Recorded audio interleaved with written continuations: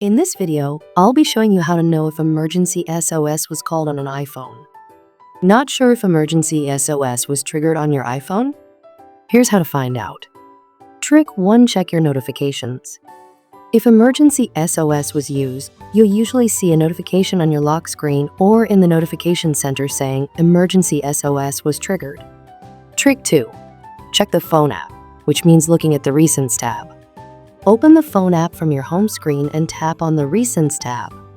Look for any outgoing calls to 911, 112, or your local emergency number. They're usually marked in red and might say SOS. Trick 3. Check your messages.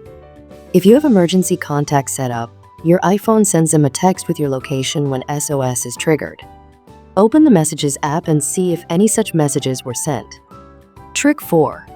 Review your Emergency SOS settings. Go to Settings app and scroll the screen to Emergency SOS to see how your iPhone is set up.